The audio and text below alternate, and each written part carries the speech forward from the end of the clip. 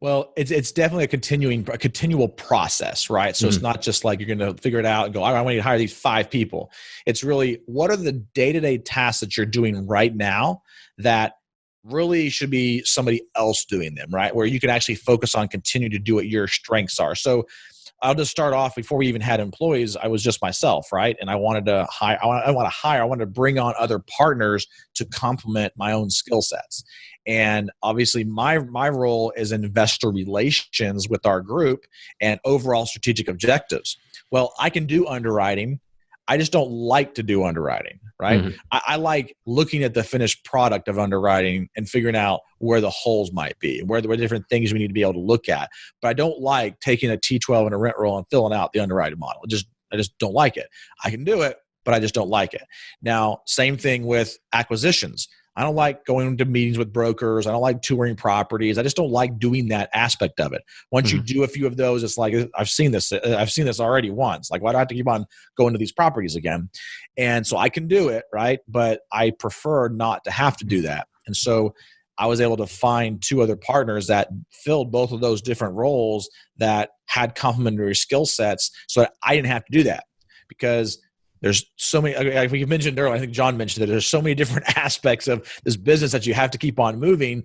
And the 2 main ones that you have to keep on focusing on is finding new investors and finding new deals, right? And obviously, after you acquire, you got to asset manage. So there's constantly 3 different things. And once you get into the business, is you have to never drop the ball on finding new investors, finding new deals, and also, asset management. And now with the 3 different partners that we have, I'm working on finding new investors.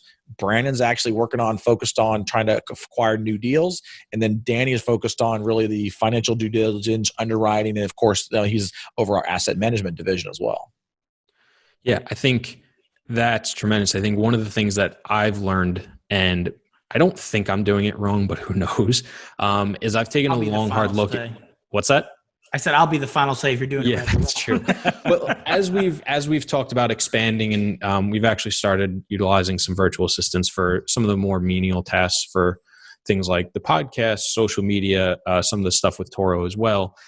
It's been finding the things that we continually put off or don't do, because you make excuses not to do the things you don't like or you don't want to do. And I heard somebody else talk about that. And it's basically not that you don't want to do it, but you're making excuses to not do it because it's not done. Like the newsletter, I was supposed to do full exposure. I was supposed to do it last week. I hate writing the newsletter. John gives it to me every month. I fucking goddamn hate it. I know it's important and people want to do it, and I know it serves a good purpose. I'm just not a writer. I don't like writing. I don't like typing. Whenever I take notes, it's super shorthand. Whenever I send notes to somebody else, it's always audio or a video. Half the texts I send to people are talk to text. So that's something that I would love to outsource. There's tons of other things that I've just hated that I'm just like, hey, like I don't need to be doing this anymore. This is something that easily somebody else can be doing and allow me to focus on other things. So I think one of the things that I started realizing was, keep track of the things you're supposed to be doing and the things that fall to the bottom, basically, of the things you're not doing. Try to find ways that you can give that to somebody else or come up with a system that makes it easier for you to get done. So I've found that for me to be very helpful in identifying things that, we can either bring in partners or employees or outsource to other companies or individuals. And I'm curious to hear if that's something that was similar for you, or you had a different way of discovering it. Yeah, I mean, I would say that, one of the biggest bottlenecks that people have in hiring somebody, like I've used virtual assistants along the way, and to the point where I was like, okay, I need to hire somebody full time.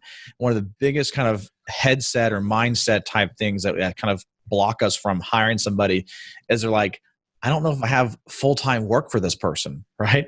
They're like, oh, they can do this and this, but is that really going to be like a full-time job?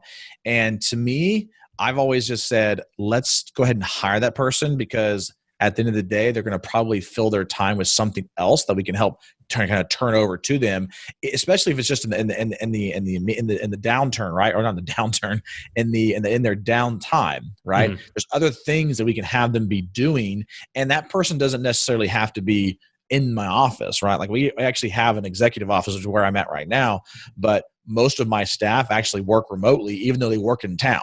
Right. And so they mostly work remote, but when we have meetings, things like that, they can come into town. And to answer the question about how do you figure out what, tasks you need to turn over, yes, that's a great way to do it. If the tasks you just don't like doing, they just don't get done. But I look now at tasks and go, like right now, I'm since we've started the company, I've been the one on investor relationship phone calls. Like every single Tuesday and Thursday, I block off like all day Tuesday and Thursday. All I'm doing is investor phone calls, and so every 30 minutes back to back, I'm on an investor phone call. Well, we're to a point now where I really want to start to step away from doing that, right? Because I feel like we have enough revenue coming in from the asset management fees to be able to hire another additional person to be able to really do that piece of it. And again, my whole biggest bottleneck of not doing that as of yet is because, number one, there's cash flow, right? There's not enough asset management fees coming in to support that extra person yet, because we've had a couple of the people we've had to hire. But then also because I feel like I do it better than everybody else, and I need to figure out, can I find somebody that can do it 80 to 85% of the way I can do it? And then I can kind of go out and actually focus on other parts of the business to actually grow it. And so me being in the president or the CEO position of my companies, I'm always in that kind of growth mindset. How can I continue to grow? How can I cast that vision so that everybody can be on top of it and be on board with it?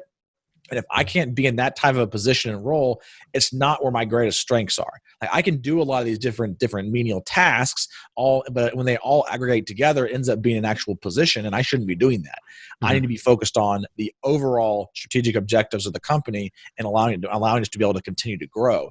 And if my role of doing that is starting to be stifled, then I need to find somebody else that I can hire to do that. And sometimes it's just an assistant. Like if you got a lot of like day-to-day tasks that is not really like a marketing position or a design position or whatever, hire an executive assistant that can help you. Because that executive assistant, you can say, hey, I want you to design this brochure. I want this article written in this newsletter. That executive assistant can now go out and actually find the copywriter to be able to write it, or the editor or whatever, or go hire the designer and start to build some of those relationships to a point where maybe you do need to bring in some design stuff in-house and things like that.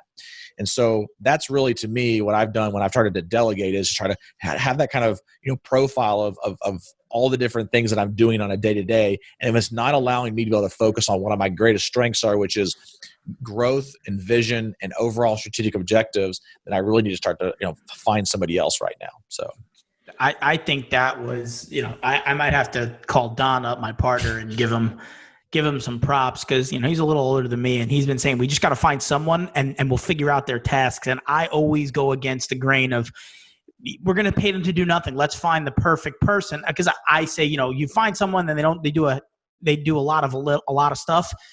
Are you really getting your bang for your buck? But I've been going back and forth on that. But the two things that I do, and I think anyone can take away from it, I try and do the thing that I hate doing. I try and get that done as quickly as possible. Eat That Frog, right? Brian Tracy's book. Like I try and get the thing that either takes the most amount of time or what I hate doing done as quick as possible. So then it's like, okay, the biggest task, the hardest task that I may hate doing is done.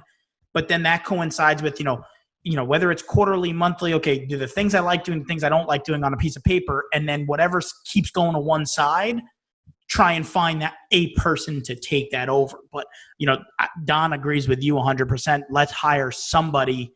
Executive assistant is the role he always throws out there, because they can go bid out the design. They can go do that and come to you with 3 examples, and then you just sign off and say yes. So I think what you just said, take it with heart. And I agree with you. I have that same disease, condition, whatever you want to call it. I always look at it and I'm like, fuck this. I underwrite better. But am I really doing the right job by physically writing down 250 units in a rental? And I just don't think the answer is yes, because I can oversee it quicker, let someone else do it. And I run that same problem because I always think I'm better than the next person. The person that would definitely disagree with that is my wife. But anytime I meet somebody, I'm like, well, I'm better than him. I can do that better than her. And she says, no, you suck at everything. So,